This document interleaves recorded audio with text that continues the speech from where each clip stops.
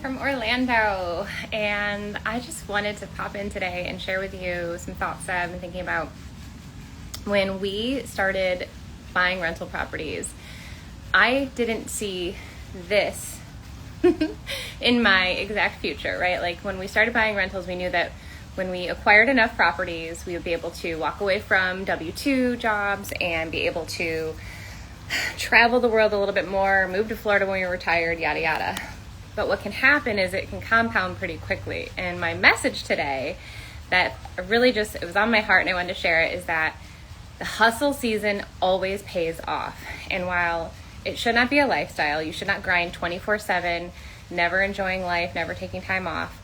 But the real work happens when you choose discipline over basically anything else, right? Like, so that when we started really 10xing our portfolio and learning creative financing, we had 5 properties in 2017, and we hired a coach.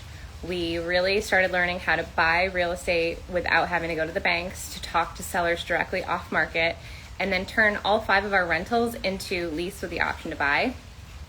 So all the money that we spent on coaching on our mentor completely came right back, because we were collecting $10,000, $20,000, $30,000 non-refundable option deposits from these lease with the option to buy tenant buyers with our program. And so immediately you start acquiring more funds that you can then now deploy and buy more properties. And it didn't happen with a magic wand, but what did happen was on the time off of work, so Joe would have Fridays off, we would meet with our coach, we would have 1 half-hour phone call, we would stick to the plan, we would have questions to ask, and then that week in between each one of those calls is we took that messy, massive action, and we generated those off-market leads. Back then we were doing mailers, so 2017 we're spending thousands of dollars, spending all that money, hoping that a seller would call back.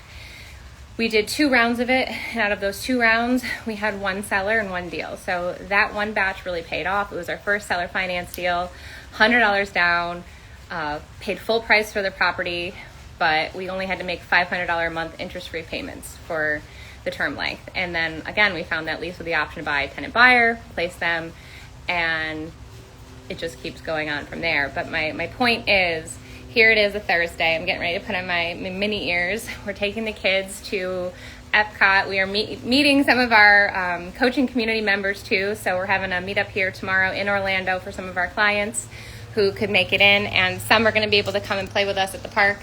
But the point is, this is what everybody wants. Maybe not Minnie Mouse, but we all want the fun, the flexibility, and the time freedom and the financial freedom.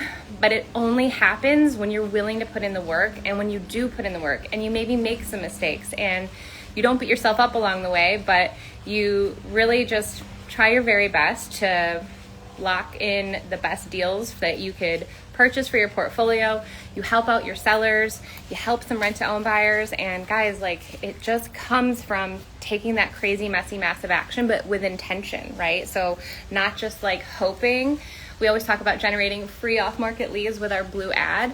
Well, you need to post it consistently, and then you need to ask those questions, and then get enough people that you now have a pipeline of sellers to potentially talk to and do a deal with one day.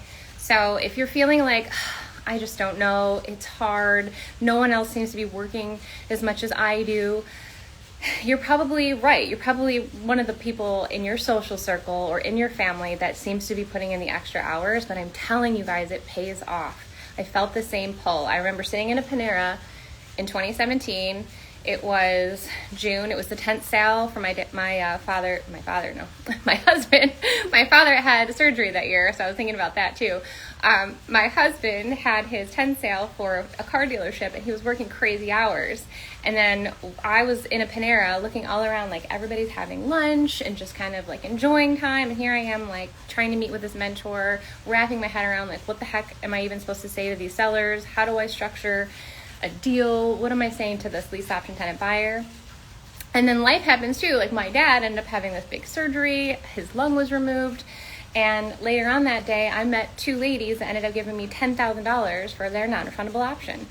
So there's story after story that I could share, and I only share them because I feel like that's the part that's not talked about. Like, everybody can like show the palm tree, the pool, the, oh, look at me, I'm going to Disney World. But the point is, there were some tears, there was some, maybe even some blood, some sweat, and there was a lot of time spent on just building our craft, learning the ins and outs, and believing in ourselves, and lots of hard discussions of, well, sure, it would be nice to take a family trip, but instead of that, what if we, stay in this year and we really focus on like blowing up our business, because that was the vehicle that gets my husband out of his W-2, preventing from me to have to go back to teaching. And when you look at it from the big picture too, like, I was able to really help out so many sellers and so many rent-to-own buyers, and now like it's so encouraging and inspiring to help other investors who maybe are just stuck at the 1 to 2 properties. And I just feel like that community that we've built now, that we continue to build, is something I so wish that I had. Like, I remember feeling very alone, not having any friends or family to talk to, certainly no other girls that were in real estate. So now, like, there's no excuse. Like, there are so many places online. There are tons of really great communities to join. We've got our free Facebook group. If you're not a part of that, make sure you're in it. And like, on the 14th, guys, we're going to go live for 4 hours and share even more about how we are able to help sellers and buyers, and it works everywhere. So this is your reminder that if you feel like it's not happening quick enough, you probably feel that way, and that's valid, but like, keep going. It just means that your breakthroughs are around the corner. And if you're working more or harder than other people in your social circle, then it's time to tap in and get into the communities that really are going to align with your goals and your values. So I hope this inspired you. If it does, then feel free to share with a friend, comment below, and we're going to go enjoy a little EPCOT adventure with some of our community members. And just remember, guys, like, it will pay off. And I know it's a lonely road, so find your community. And don't quit. Like, that's like the biggest piece of advice I could give any investor. The only reason somebody fails is because they just threw in the towel and they walked away from it. You can come back from a bad deal. You can come back from anything, but you just can't quit. So you got this, guys, and I'll talk to you later.